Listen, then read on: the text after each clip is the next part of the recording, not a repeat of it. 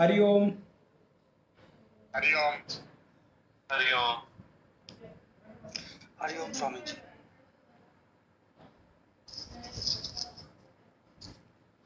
Mobile में देखो। सुनील जी एक बार फेसबुक पे भी देख लीजिएगा।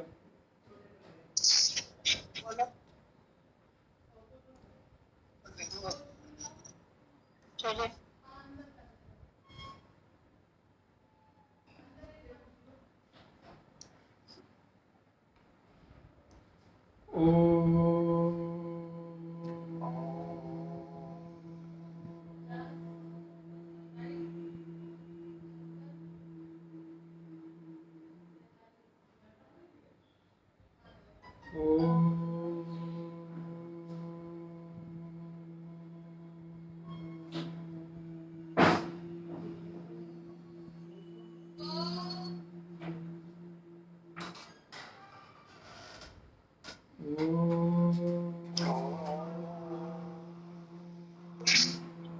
जुड़ेंगे कैसे?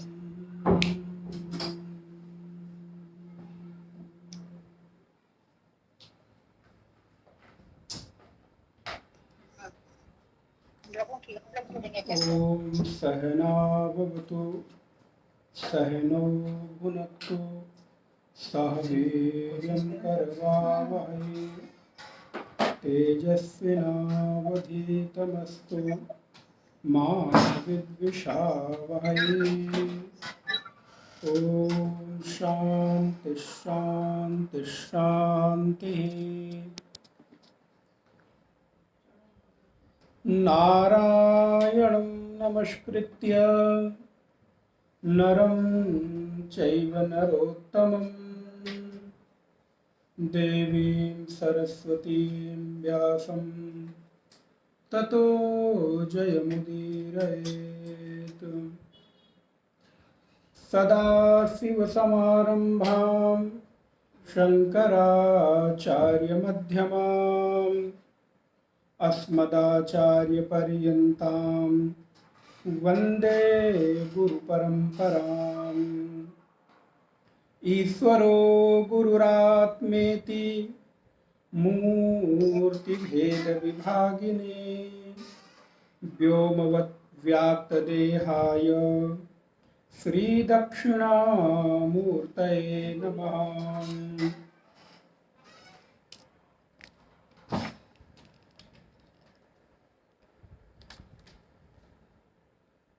साइलेंट कर देना।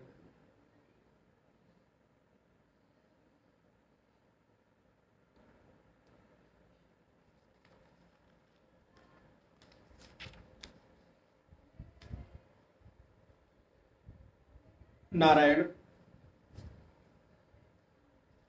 जैसा कि हम लोग विगत 2 क्लासेस से विगत क्लास में अर्थात पहली क्लास में भगवान शंकराचार्य कृत इस तत्वबोध के ग्रंथ पर किंचित विचार विमर्श किया। उसी श्रृंखला में आज द्वितीय क्लास में हम लोग प्रवेश कर रहे हैं। हम भगवान आदिगुरु शंकराचार्य के जीवन से कमोबेश जो भी साधक है, अध्यात्म जगत से जुड़ा हुआ जो साधक है, वो भगवान शंकराचार्य के जीवन से, उनकी कृतियों से, उनके कृतित्व से अवश्य ही परिचित होता है। क्योंकि आदिगुरु भगवान शंकराचार्य हमारे जीवन के परम चरम लक्ष्य के बात को लेकर आगे बढ़ते हैं। तो हम ऐसा अवश्य आशा करते हैं और हम लोगों की ये आशा भगवान की कृपा से पूर्ण होती है कि अध्यात्म जगत से जुड़ा हुआ प्रत्येक व्यक्ति कहीं न कहीं किसी न किसी रूप में भगवान शंकराचार्य को अवश्य ही सुनता है, अवश्य ही पढ़ता है, उनके बारे में अवश्य ही कुछ न कुछ जानकारी जरूर रखता है। तत्वबोध ग्रंथ वेदांत का फंडामेंटल ग्रंथ है। उसकी जो वेदांतिक परिभाषाएं हैं उनको लेकर यहाँ पर चर्चा की गई है। पिछली कक्षा में हमने तत्वबोध के इस वेदांत के ग्रंथ पर जो भूमिका है, आधार है, वो देखा, जहां पर वेदांत के तत्वबोध के इस ग्रंथ को हमें क्यों पढ़ना चाहिए, इसके पढ़ने का क्या उद्देश्य होना चाहिए और इसको पढ़ने के हमें क्या लाभ मिलेगा, ये हमको जानने को मिला। इधर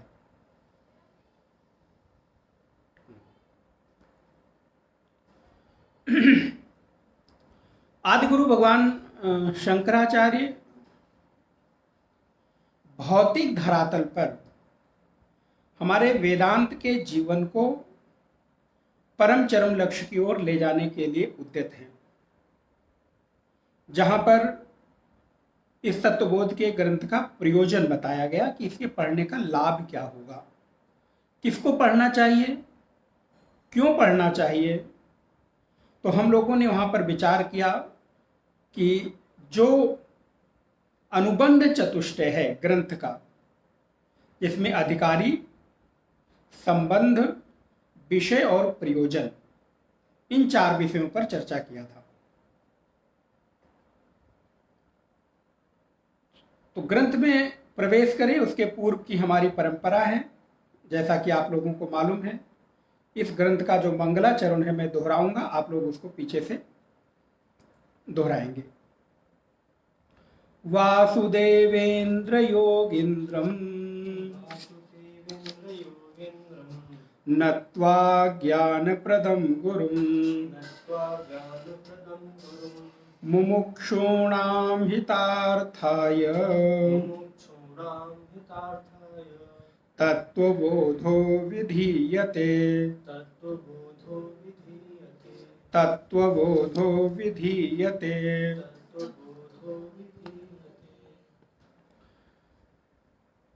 हमारे मनुष्य के जीवन में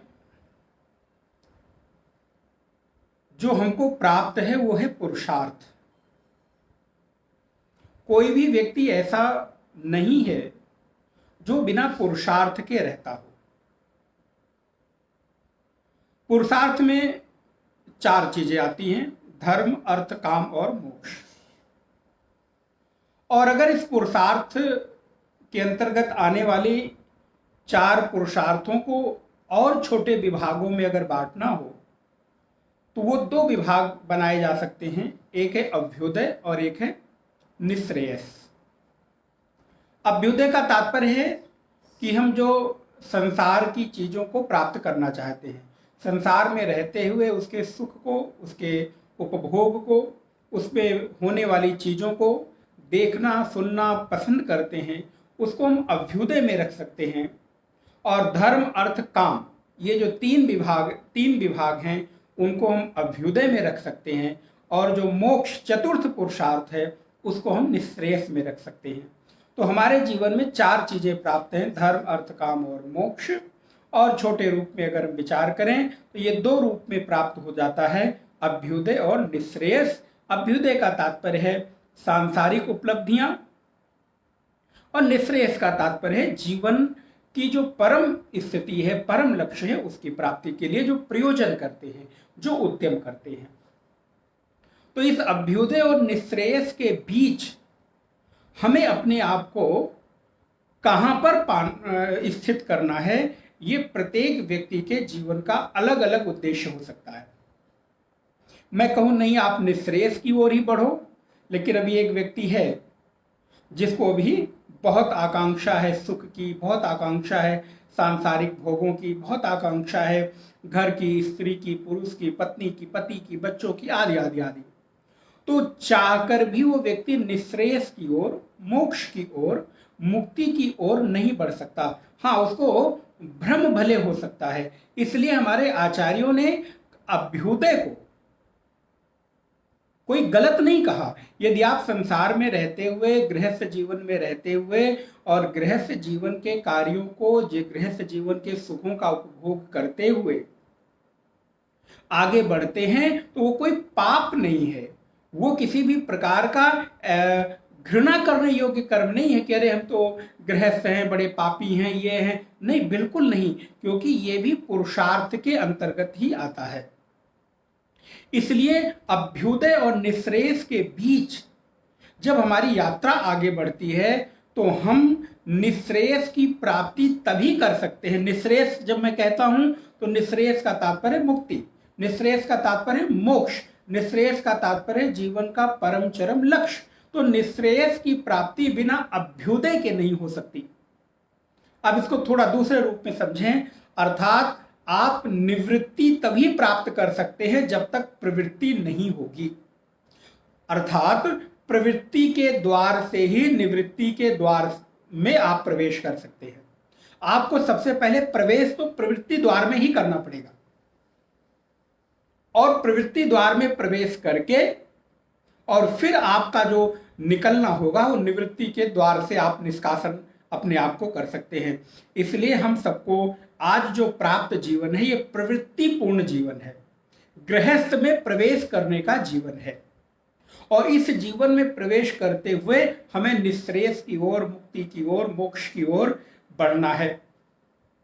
तो अब इसके बढ़ने के लिए हमको क्या चाहिए? अब एक उदाहरण लेते हैं। मान लीजिए अब आप इस समय अपने अपने किसी भी शहर में है, कोई दिल्ली में है, कोई बंबई में है, कोई कलकत्ता में है, कोई लखनऊ में है, कोई हैदराबाद में, जो जहाँ पर है, कोई हो सकता है दुबई में हो, कोई अमेरिका में हो, कोई इंग्लैंड में हो, जो जहाँ पर भी है उसको वहां से चलकर और किसी दूसरे गंतव्य पर, दूसरे लक्ष्य पर पहुंचना है। अब मान लीजिए मैं लखनऊ में हूं, मुझे दिल्ली जाना है, बॉम्बे जाना, कलकत्ता जाना है, कहीं भी जाना है, तो वहां जाने के लिए सर्वप्रथम मेरे मन में यह संकल्प आएगा कि मुझे अमुक जगह जाना है। ऐसा तो नहीं है कि एक दिन मन में आया अब यहां नहीं रहना, कहीं जाना है, तो उठे और चल दिए, बोले ना। आपको कहीं भी जाने के पहले सबसे पहले एक संकल्प करना है, मन के भीतर एक निश्चय करना है, एक विचार करना है कि मुझे यहां जाना है। ठीक है, अब जब हमने निश्चय कर लिया, विचार कर लिया कि मुझे अमुक जगह जाना है, तो जाने के लिए फिर आप क्या करते हो?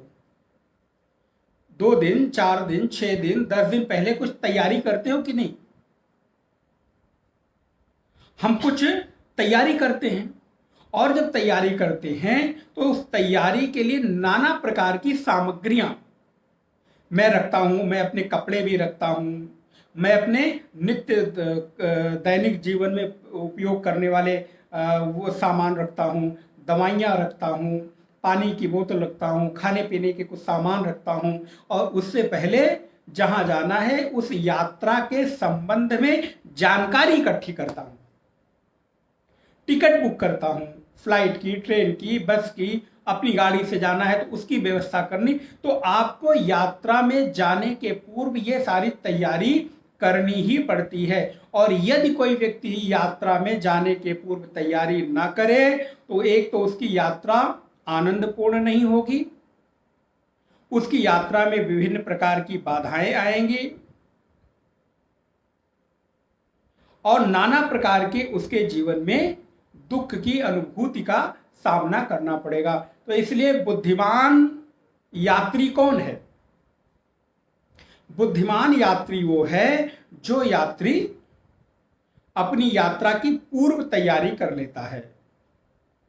और हम उसको बुद्धिमान यात्री नहीं मानेंगे कि जो हौज पौज करके अरे चलो कैसे भी चल देंगे, कैसे भी रह लेंगे, कैसे भी कुछ कर लेंगे। उस यात्री की बुद्धि पर प्रश्न चिन्ह उठता है, और प्रश्न चिन्ह उठने के साथ साथ वो यात्रा के सुख से वंचित रह जाता है। उसको नाना प्रकार के रास्ते के दुखों को भोगना पड़ता है।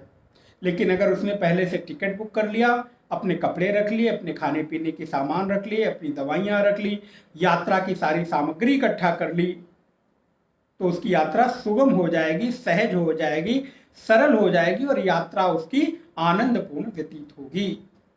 अच्छा, ये तो हो गई बाहर की यात्रा। ठीक यही उदाहरण हमारे अंदर की यात्रा का है। यदि हमको अंदर की यात्रा करनी है तो इस अंदर की यात्रा के लिए भी हमको कुछ रास्ते की सामग्री इकट्ठा करनी है। हमारे भीतर कुछ कुछ चीजों को इकट्ठा करके तब अध्यात्म के मार्ग पर प्रवेश करके और जीवन के परम लक्ष्य गंतव्य मुक्ति को प्राप्त कर सकते हैं जब हम यात्रा में प्रयोग होने वाली सामग्री को अपने साथ इकट्ठा करके समुचित रूप से लेकर साथ में चले। अब वो ये क्या क्या है, तो यहां पर भगवत्पाद शंकराचार्य कहते हैं, जिसके पास ग्रंथ है वो देख सकते हैं। साधन चतुष्टय संपन्न प्रमाता अधिकारीणाम मोक्ष साधन भूतम तत्व विवेक प्रकारम वक्ष्यामः। जो साधन चतुष्टय संपन्न अधिकारी है, साधन चतुष्टय संपन्न अधिकारी वो क्या करेगा, बोले मोक्ष साधन भूतम, वो मोक्ष सामग्रियों को लेकर मोक्ष मुक्ति के साधन में प्रयोग होने वाली जो भी कुछ चीजें हैं उनको लेकर आगे बढ़ता है, तो वो अपने साधना को ठीक तरह से कर पाता है। तो तत्व विवेक का हम वर्णन कर रहे हैं और वो तत्व विवेक साधन चतुष्टय के रूप में है। अर्थात आपके जीवन में जैसे पहले आपने अनुबंध चतुष्टय पढ़ा, ऐसे अब आपको साधन चतुष्टय अर्थात आपके जीवन की परम चरम लक्ष्य की प्राप्ति के लिए आपके पास 4 प्रकार की सामग्री होनी चाहिए। साधन चतुष्टय आप युक्त होने चाहिए। तो साधन चतुष्टयम किम, तो साधन चतुष्टय क्या है, तो भगवत्पाद शंकराचार्य कहते हैं सर्वप्रथम है, आप अगर अध्यात्म की यात्रा में आगे बढ़ते हैं तो आपको चाहिए नित्यानित्य वस्तु विवेकः। नित्यानित्य वस्तु विवेक। आपके जीवन में सबसे पहली जो साधन सामग्री है उस साधन सामग्री का नाम है विवेक। यदि तो आपके पास विवेक नहीं है तो आप कितनी भी साधना कर लें, कितना भी कुछ कर लें, आपको आपके लक्ष्य की प्राप्ति नहीं हो सकती। एक श्लोक आता है, यस्य नास्ति स्वयं प्रज्ञा, जिसके पास अपनी स्वयं की प्रज्ञा नहीं है, स्वयं का विवेक नहीं है, उसके लिए शास्त्र कभी भी कुछ भी नहीं कर सकते। हमारे यहाँ इतने बड़े बड़े शास्त्र हैं, ग्रंथ हैं, पुराण हैं, उपनिषद हैं, वेद वेदांत हैं, लेकिन वो शास्त्र उसके लिए बेकार हैं। किसी भी तरह की उसकी कोई हेल्प नहीं कर सकते। किसकी, तो बोले जिसकी यस्य नास्ति स्वयं प्रज्ञा, जिसके पास अपनी स्वयं की प्रज्ञा, अपना स्वयं का विवेक नहीं है। इसलिए अध्यात्म के मार्ग पर महती विवेक की जरूरत है। अध्यात्म के मार्ग पर महती बुद्धि की आवश्यकता है। ये मूर्खों का मार्ग नहीं है, असफल लोगों का मार्ग नहीं है। अगर हमारे जीवन में विवेक नहीं है, हमारे जीवन में सही और गलत पहचानने का निर्णय हमारे पास अगर नहीं है करने का, तो अध्यात्म का मार्ग उस व्यक्ति के लिए विफलता का ही मार्ग होगा।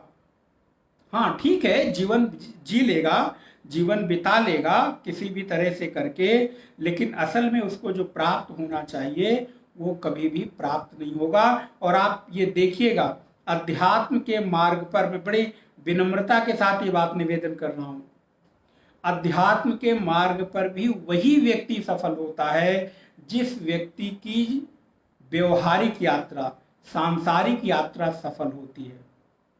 संसार के विफल लोग यदि अध्यात्म में प्रवेश करते हैं तो बहुत कठिन है, ऐसा नहीं कह सकते कि नहीं प्राप्त कर सकते, लेकिन हाँ कठिन है, उनके लिए अध्यात्म में भी सफलता जल्दी से दिखाई नहीं पड़ती। इसलिए संसारिक सफलता का पैमाना हमारे आध्यात्मिक जीवन की सफलता को भी निश्चित करते हैं। हमारा जीवन का संस्कार कैसा है, हम कैसे घर परिवार से संपर्क रखते हैं, हमारे जीवन में किस प्रकार के संस्कार और लालन पालन के द्वारा हमारा पोषण किया गया है, इसलिए शास्त्र देखिए पहली योग्यता का निर्धारण कर रहे हैं कि आपके जीवन में पहली चीज होनी चाहिए, उसका नाम है विवेक। अच्छा, दूसरी चीज क्या है? बोले यह अमूत्र फल भोग विरागा। अब इसको हम आगे अभी और थोड़ा एक्सप्लेन करेंगे। अभी तो खाली 4 चीजें क्या क्या लेकर आपको चलना चाहिए। ऐसा मान लो कि 4 बैग आपको पैक करने हैं और उन 4 बैगों को आपको अलग अलग लेकर कैरी करना है, चलना है। तो पहला बैग हो गया, पहली अटैची हो गई, वो है विवेक की अटैची। और छोटी मोटी अटैची ना हो, बड़ी साइज की अटैची हो जिसमें आप खूब ढेर सारा विवेक भर सके। और कोई कुछ मत भरना। उस अटैची में, उस बैग में केवल और केवल विवेक हो कि जब आप खोलो तो उसमें से केवल विवेक निकले। अच्छा, आप लोगों ने यात्रा तो की ही होगी, करते ही रहते हैं। आजकल 2 साल से बंद है सबकी यात्राएं, नहीं तो सब लोग का बैग ही पैक रहता है। कभी कोई कहीं जा रहा है, कहीं जा रहा है, हम भी उसी में शामिल हैं। तो आप सबसे पहले जो चीज बैग में रखते हो और जब आप होटल के कमरे में जाते हो तो आपको सबसे पहले क्या मिलता है? जो आपने रखा है, कि आपको सबसे पहले वो मिलता है जो आपने अपने घर में सबसे बाद में रखा था? आप होटल में जाते हो तो जो चीज आपने अपने घर में सबसे पहले रखी थी वो सबसे बाद में मिलती है।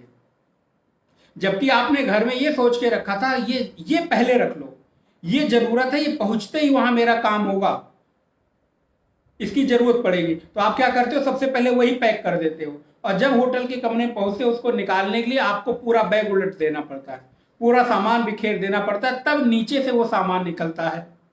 लेकिन बुद्धिमान यात्री कौन है? जो यात्री बार बार यात्रा करते हैं, उनको यात्रा करने का अनुभव होता है।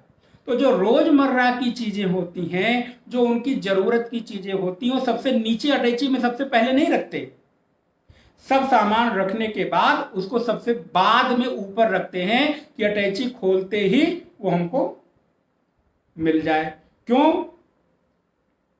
क्योंकि अगर आप सबसे नीचे रखोगे तो सब पलट दोगे तब जाकर नीचे मिलेगी। लेकिन आपकी टूथपेस्ट है, आपकी दवाइयां हैं या आपका टॉवेल है, वो आप ऊपर सबसे पहले रखो क्योंकि उसी की जरूरत है। तो आप उसको पहले मत रखो, सारे कपड़े रखने के बाद में ऊपर से उसको रखो।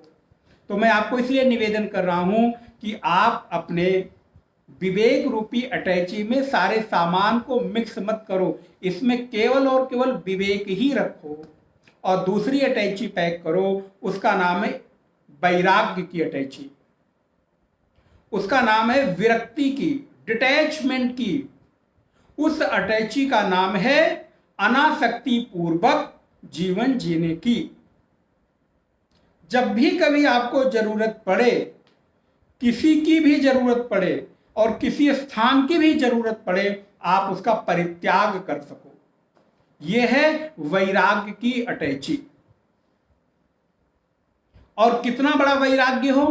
बोले महाराज मुझे वैराग्य जागा, क्या किया? बोले मैंने कुम्हड़ा खाना, पपीता, जिसको आप कहते हैं पंपकिन, कुम्हड़ा खाना छोड़ दिया, सीताफल खाना छोड़ दिया। बोले क्यों? मुझे वैराग्य जगा। तो पूछा गया भाई क्यों छोड़ दिया? बोले क्या, अगर मुझे अच्छा नहीं लगता था इसलिए हमने इसको खाना छोड़ दिया। तो जो आपको अच्छा नहीं लगता था उसको आपने छोड़ दिया, ये वैराग्य नहीं है। पहले आप लोगों को मालूम होगा, लोग तीर्थों में जाते थे तीर्थ यात्रा करने, तो कोई एक सामान वहां पर एक चीज छोड़ कर आते थे, दान करके आते थे, और वो लौट कर नहीं खाएंगे। तो क्या छोड़ते थे? बोले महाराज जो साल में एक आध बार कभी मिलती थी वही हमने छोड़ दिया। अब एक बार एक सज्जन हमको मिले, बोले महाराज हम इस बार 4 धाम यात्रा करके आए और वहां पर पुजारी जी ने कहा कि तुम यहाँ आए हो तो कोई फल दान कर दो, जो फल आज के बाद तुमको नहीं खाना है। बोले महाराज मैंने सोचा विचारा और मैंने महुआ का फल खाना छोड़ दिया। महुआ आप जानते होंगे, महुआ एक वृक्ष होता है, उसमें छोटे छोटे फल लगते हैं। अब तो महुआ कभी कोई खाने की चीज होती है या फल होती है, होती भी है तो कितना खाते हैं कभी कभार, अब उसको छोड़ दिया। तो वो हमारी वैराग्य नहीं है, वो हमारी अनासक्ति नहीं है। इसलिए दूसरी अटैची हमको हमेशा पैक रखनी है, उसका नाम है वैराग्य की अटैची, उसका नाम है विरक्ति की अटैची, उसका नाम है डिटैचमेंट। किससे, कब, कहां? बोले जब जहां जिससे भी हमको छोड़ने की आवश्यकता पड़े मैं उसको छोड़ सकता हूं। और तीसरी चीज क्या है? बोले तीसरी चीज है समाज सटक संपत्ति। तीसरी अटैची में हम आपको थोड़ा फ्रीडम दे रहे हैं। आप इस तीसरी अटैची में 6 अलग अलग तरह की चीजें पैक कर सकते हो। हम आपके जीवन से उदाहरण दे रहे हैं। जैसे आप कहीं बाहर जाते हो तो एक ही अटैची में नाना प्रकार की चीजें रख लेते हो ना, आप सब कुछ रख लेते हो। कपड़े भी रख लेते हो, चप्पल भी रख लेते हो, टूथपेस्ट भी रख लेते हो, दवाइयां भी रख लेते हो, खाने पीने की चीजें भी रख लेते हो। ऐसे ही तीसरी अटैची है, इसमें आप 6 अलग अलग तरह की चीजें रखो, वो है समाधि सटक संपत्ति। ये क्या है? बोले इसको भी आगे हम बताएंगे। और चौथी और बहुत महत्वपूर्ण और बहुत वजन वाली अटैची है, और उसका नाम है मुमुक्षुत्वम। मोक्ष, मुक्ति, परम शांति, आत्यांतिक दुख की निवृत्ति और परम शांति, ये मुझे प्राप्त करनी है। इसलिए चौथी अटैची में, अर्थात अपने भीतर चौथे स्तर पर आपके इस मस्तिष्क में ये भाव बने रहना चाहिए कि आपके भीतर मुमुक्षा होनी चाहिए, आपके भीतर मोक्ष की भावना होनी चाहिए। इसलिए ये 4 प्रकार की साधन संपत्तियां, ये 4 प्रकार के आपको अपने साथ सामान कैरी करना है, और उसके बाद आपको यात्री बनना है किसका? परमार्थ का। उसके बाद आपको यात्री बनना है परम तत्व का। आप पथिक बन जाओ अध्यात्म के। 4 झोले टांग कर। बोले महाराज आप तो कह रहे थे झोले छोड़कर घर से चलो। जी हाँ, घर के झोले छोड़ने हैं, घर के सामान छोड़ने हैं, लेकिन आप ये बात नोट कर लें कि आपके पास अध्यात्म में भी जब तक साधन संपत्ति नहीं होगी तब तक आपके लक्ष्य की प्राप्ति संभव नहीं है। अच्छा, संपत्ति माने क्या? हम बार बार संपत्ति शब्द का प्रयोग कर रहे हैं। संपत्ति माने क्या? संपत्ति का तात्पर्य है जो कमाई जाए। ध्यान दीजिएगा, संपत्ति का, धन का तात्पर्य है जो कमाया जाए, एफर्ट करके, प्रयास करके। मुफ्त में मिली हुई संपत्ति की कीमत व्यक्ति को नहीं पता चलती। आप किसी के BMW में बैठो, मर्सिडीज में बैठो, तो उसकी कीमत पता नहीं चलती। अरे ठीक है, सब ऐसे ही। लेकिन जब आप अपने पैसे से, अपने मेहनत से, अपने परिश्रम से, अपने पुरुषार्थ से एक छोटी सी साइकिल, बाइसाइकिल या एक छोटी सी कोई कार खरीदते हो, तो आपको पता चलता है कि हाँ, इसकी कीमत क्या है।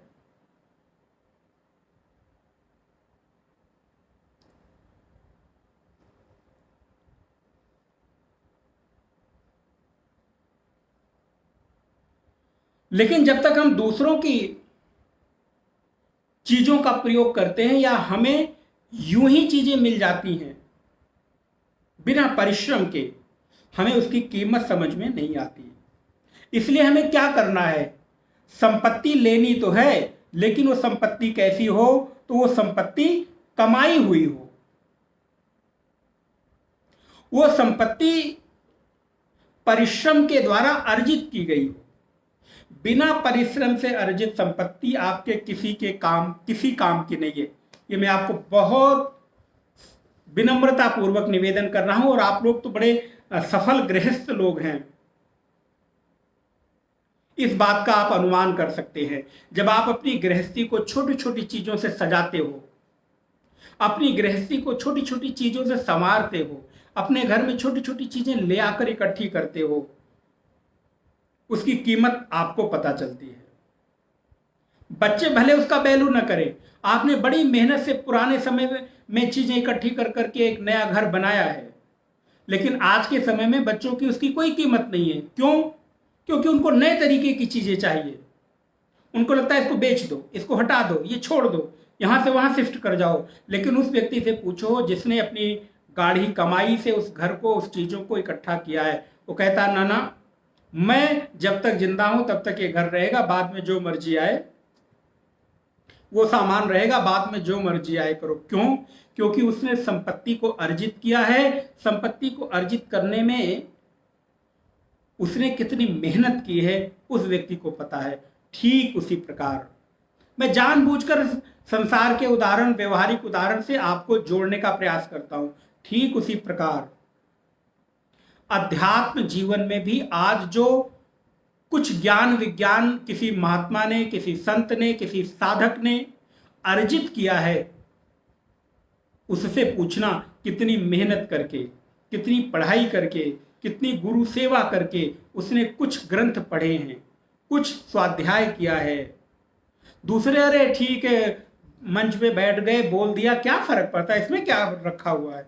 बोले जब आप वो संपत्ति अर्जित करोगे तब आपको पता चलेगा। उदाहरण याद रखना, आप किसी की कोठी में चले जाओ, किसी की BMW और मर्सिडीज में बैठ जाओ, बैठ के आपको सुख तो मिलेगा, लेकिन उस संपत्ति के कमाने में जो परिश्रम हुआ है उसका अनुमान आपको नहीं है।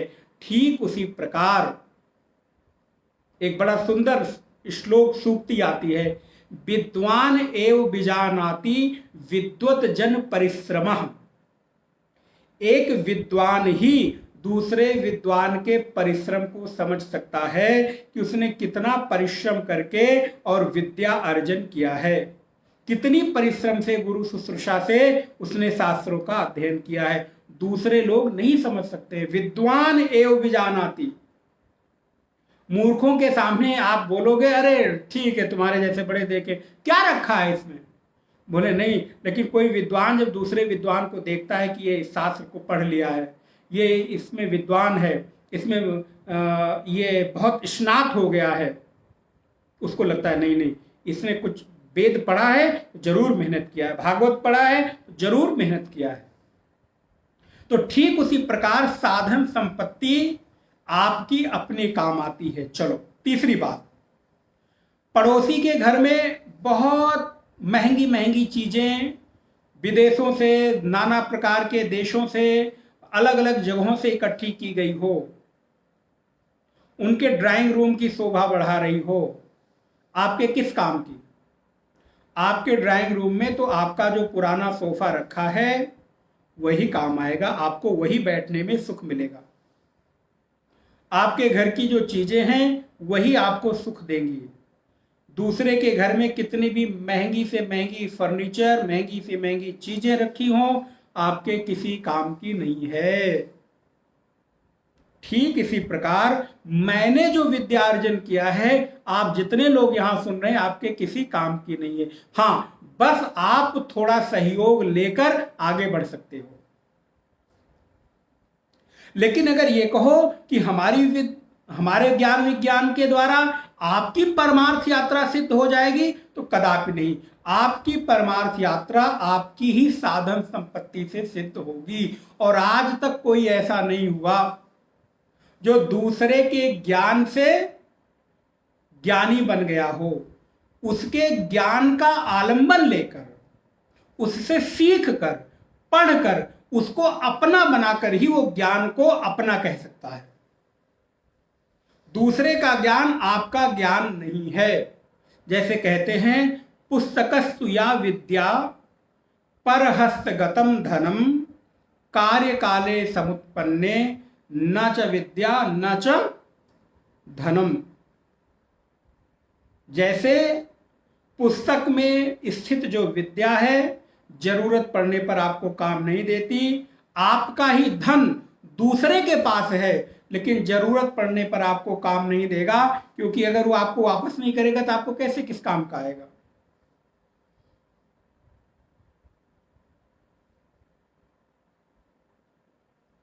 तो इसलिए हमारे जीवन में जो हमारी साधन संपत्तियां हैं वही काम में आती हैं, जो हमने कमाया है वही काम में आता है।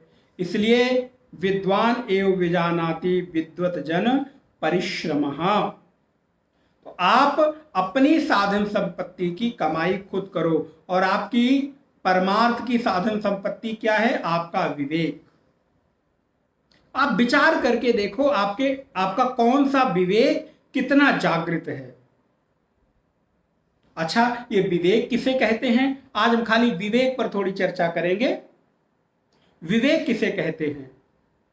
नित्यानित्य वस्तु विवेकः। नित्य और अनित्य के अलग अलग पृथक करने की जो सामर्थ्य है। दृष्टा क्या है, दृश्य क्या है, स्थूल क्या है, सूक्ष्म क्या है, नित्य क्या है, अनित्य क्या है, धर्म क्या है, अधर्म क्या है। इस चीज को जो व्यक्ति अलग अलग करने की सामर्थ्य रखता है उसी को विवेक कहते हैं। शास्त्र में बहुत सारी बातें वर्णित हैं, लेकिन हमारी आवश्यकता और हमारी जरूरत के अनुरूप कौन सा शास्त्र, कौन सा सिद्धांत मेरे लिए उपयोगी है, और कई बार कुछ शास्त्र के सिद्धांत हमारे लिए उपयोगी नहीं है। इसका मतलब वो अनुपयोगी है ये नहीं कह रहा हूं, वो हमारे लिए नहीं है, वो किसी अन्य साधक के लिए होंगे। इसलिए जो मेरे लिए है उसको ग्रहण कर लेना, जो मेरे लिए नहीं है उसको छोड़ देना। गोस्वामी जी ने इसी बात को कहा, सार सार को गही रहे, थोथा देई उड़ाए। साधु ऐसा चाहिए, जैसा सूप सुभाए। सार सार को गही रहे, थोथा देई उड़ाए। साधु इसी का नाम है। इसका नाम साधु नहीं है, पीले वो कपड़े पहन लिए, लाल कर नहीं, ये एक केवल आलंबन है, अंतिम लक्ष्य नहीं है। तो साधु कौन है? तो बोले सार सार को गही रहे, जो मेरे जरूरत की चीजें हैं उनको स्वीकार कर ले, उनको ग्रहण कर ले, और जो नहीं है उनको उड़ा देना, छोड़ देना, त्याग देना। बोले कैसे? बोले आपने देखा होगा पहले के समय में माताएं चावल जब कूटती थी, गेहूं धान कूटती थी, तो उस कूटने के बाद उस धान में भूसी और चावल दोनों रहता था। अब आजकल तो सब रेडीमेड मिल गया, तो आप लोगों को शायद बहुत सारी माताओं को सूप जानती भी हैं कि नहीं पता नहीं, और जानती भी हैं तो पछोरना आता है कि नहीं वो भी नहीं मालूम, बहुत सारे को आता भी होगा। तो पहले के समय में सूप होता था, उसमें धान कूटने के बाद भूसी और चावल एक साथ मिश्रित रहता था, तो उस सूप के माध्यम से पछोरा जाता था। तो आप उसकी भी एक कला होती थी, कौशल होता था। पछोरते पछोरते जो भूसी होती थी बिल्कुल बाहर निकल जाती थी, लेकिन उसके चावल का एक भी दाना, नारायण बड़ी मजेदार बात होती थी, एक भी दाना नीचे नहीं गिरता था, वो सब सूप के किनारे लग जाता था, पीछे की साइड में लगता चला जाता था। तो चावल को ग्रहण कर लिया और भूसी को छोड़ दिया। ऐसे ही पंचदशी में स्वामी विद्यारण्य स्वामी ने कहा है, जैसे किसान धानार्थी धान को ग्रहण कर लेता है और जो उसका प्लाव होता है, धान का जो नीचे का हिस्सा होता है पेड़, उसका परित्याग कर देता है। क्यों? क्योंकि उसने धान बोया है उस पेड़ के लिए नहीं, धान के लिए। अब वो पेड़ नहीं इकट्ठा करेगा, पेड़ इकट्ठा करेगा तो घर में बहुत बड़ा पहाड़ जैसा बोझ इकट्ठा हो जाएगा। वो क्या करता है? धान बोता है, धान काटता है, उसके नीचे के पेड़ को छोड़ देता है और धान को इकट्ठा कर लेता है। वैसे ही विद्यार्थी को क्या चाहिए? बोले विद्यार्थी को भी शास्त्रों से, गुरु से विद्या को ग्रहण कर लेना चाहिए, जो उसके मतलब की चीजें उसको ग्रहण कर लेना चाहिए, बाद में बाकी चीजों का परित्याग कर देना चाहिए। तो इस प्रकार का मेरा विवेक होवे कि इस विवेक में, ऐसी प्रज्ञा में हमारे बात बैठ जाए कि मेरे लिए जो उपयोगी हो वो तो मैं रख लूं, अनुपयोगी चीजों का परित्याग कर दूं। इसका नाम है विवेक। तो इस विवेक की अटैची को लेकर अध्यात्म के पथ पर पथिक को आगे बढ़ना चाहिए। और अगर विवेक नहीं होगा तो क्या होगा? बोले आप पग पग पर ठगे जाओगे। ध्यान रखना, अध्यात्म में भी ठगे जाओगे। आपकी श्रद्धा का हो सकता है हनन कर दिया जाए, आपके भरोसे को तोड़ दिया जाए। इस वजह से अध्यात्म पथ भी सीधे साधे लोग तो प्राप्त करते ही हैं। निर्मल मन जन सोमई पावा, ये तो ठीक बात है, लेकिन निर्मलता का तात्पर्य मूर्खता नहीं है कि जहां जो मर्जी आए, जैसे मर्जी आए वहां पे आप अपने आप को शरणागत कर दो। गोस्वामी जी कहते हैं निर्मल का तात्पर्य मूर्खता नहीं होती, निर्मल का तात्पर्य बुद्धि की कुंदता नहीं होती। निर्मलता का तात्पर्य है कि आपके मन के भीतर छल ना हो, कपट ना हो, लेकिन आपका विवेक, आपकी प्रज्ञा जागृत रहे। कहां कौन आपके लिए साधक है और कौन आपके लिए बाधक है, इस बात का आपको ज्ञान होना चाहिए। इसको कहते हैं निर्मल मन।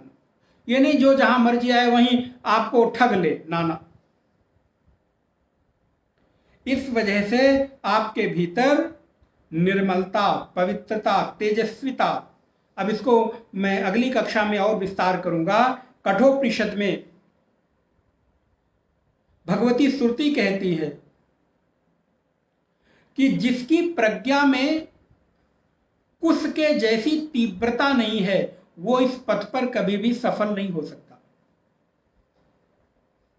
आप कुशा जानते हैं ना, पहले के समय में उसके पात्र भी बनते थे।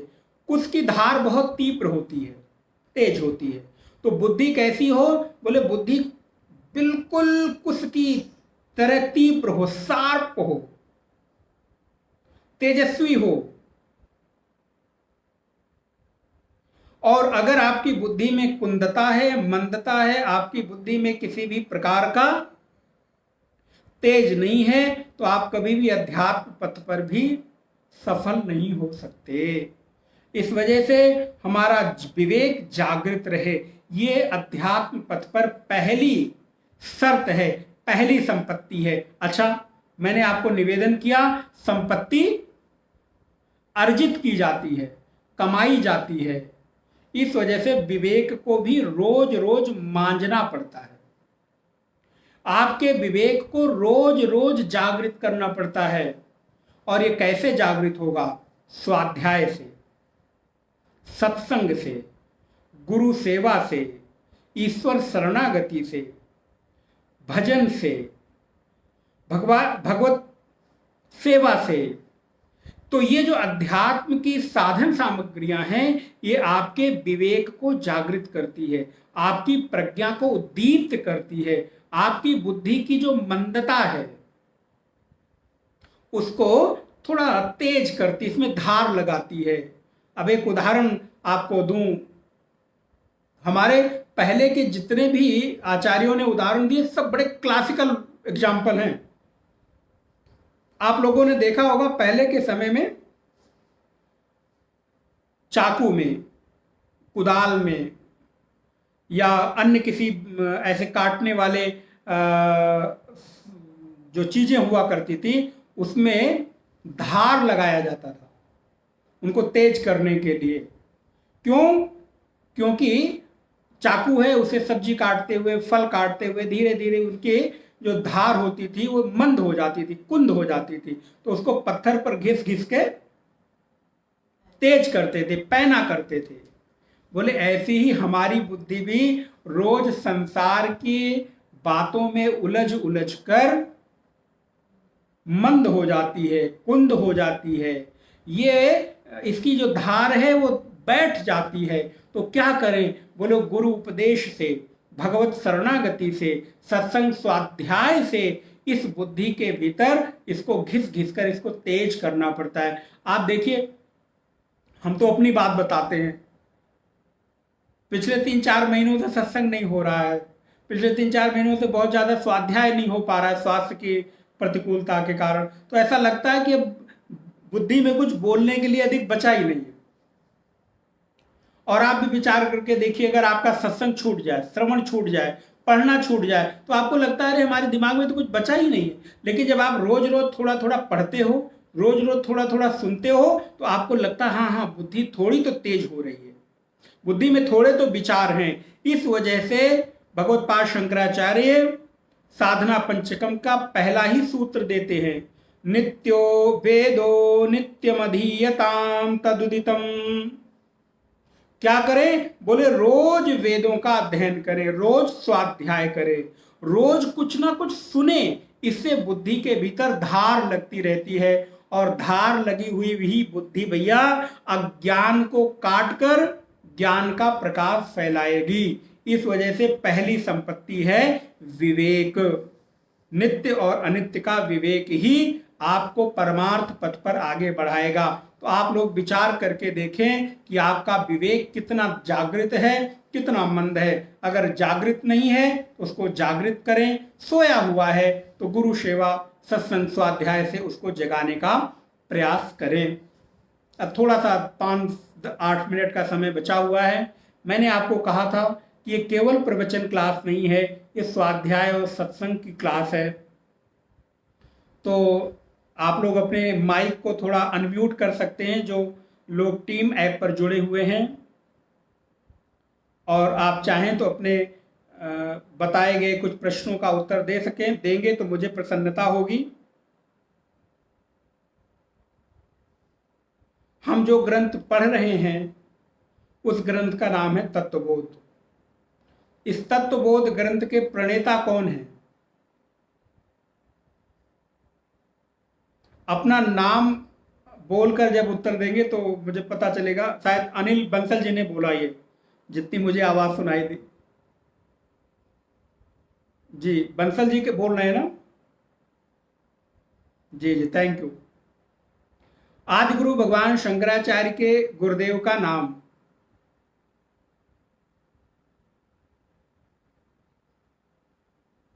और भी जी जी, गोविंद पादाचार्य। और भी लोग बोल सकते हैं, यहाँ पे कई सारे लोग जुड़े हुए दिख रहे हैं।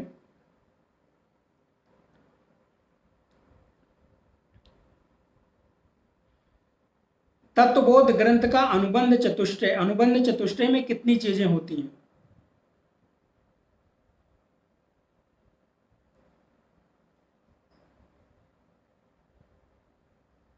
ये कौन बोला? पीछे से कौन सी माता जी का आवाज था? अच्छा, पूनम जय। आवाज क्लियर नहीं थी, नहीं मैं आवाज पहचान लेता। अधिकारी, संबंध, प्रयोजन। जी, इस ग्रंथ का प्रयोजन क्या है?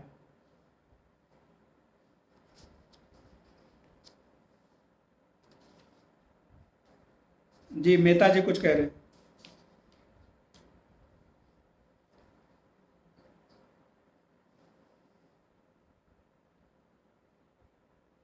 जी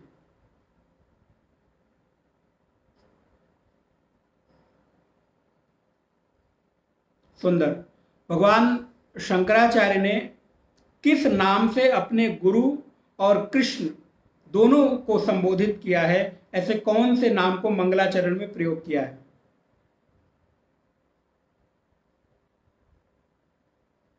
नहीं, बंसल, पूनम जी ठीक बोल रही। हाँ, गुड। वासुदेवेंद्र योगेंद्रम। जी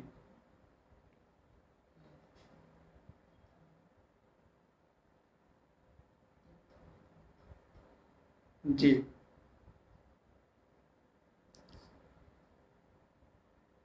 इस ग्रंथ में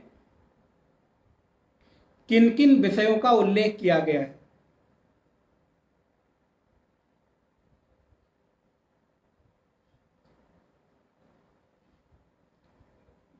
नहीं, पिछली कक्षा में हमने थोड़ी समरी सी बोली थी। साधन चतुष्टय।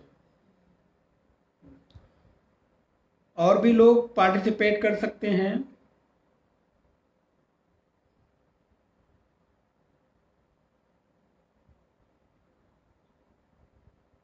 हम्म,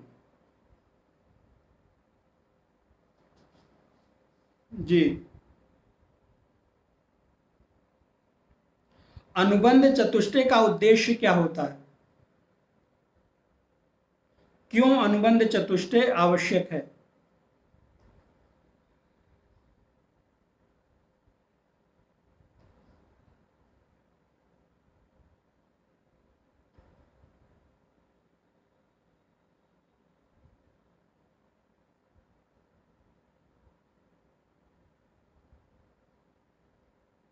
नहीं, वो गुड, ये, हाँ,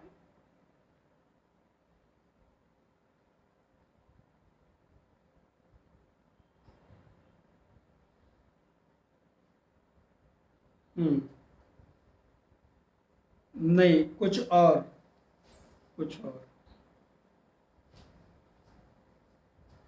नहीं, ये सब साधन चतुष्टय के लिए। अनुबंध चतुष्टय, अब मैं एक बार बोल देता हूं, अनुबंध चतुष्टय ग्रंथ को कसौटी पर कसने के लिए होता है। आपको याद होगा, हमने शायद यही बोला था।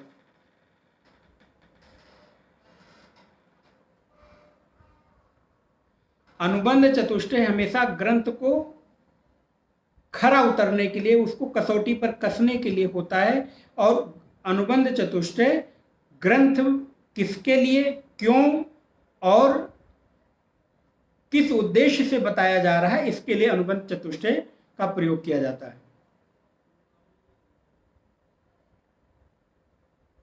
मेहता जी? जी,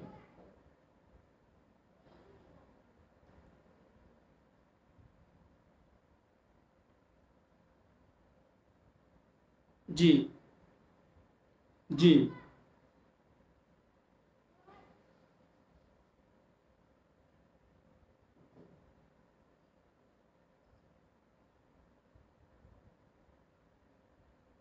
जी, बिल्कुल। हमने जिस उद्देश्य के लिए ग्रंथ को लिया है, वो ग्रंथ पूरा कर रहा है कि नहीं कर रहा है। बहुत सुंदर।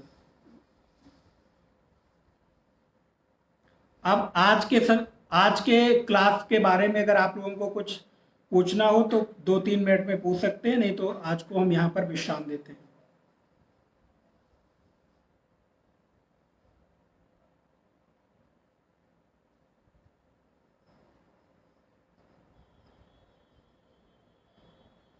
आज के लिए है, नहीं तो समय 7 से 8।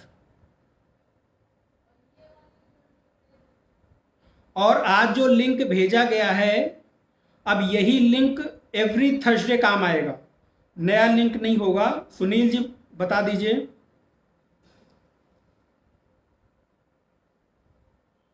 हरिओम।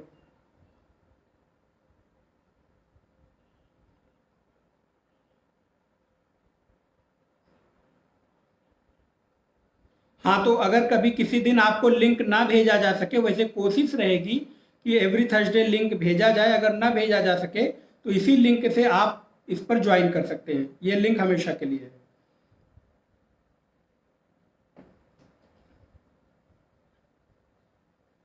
और कोई प्रश्न?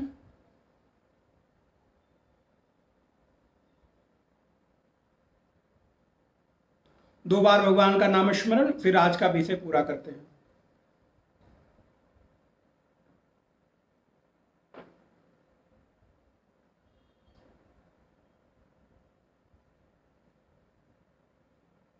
जय जय गोविंद, जय हरि गोविंद।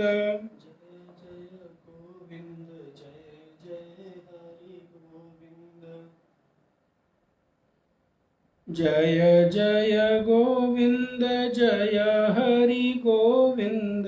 जय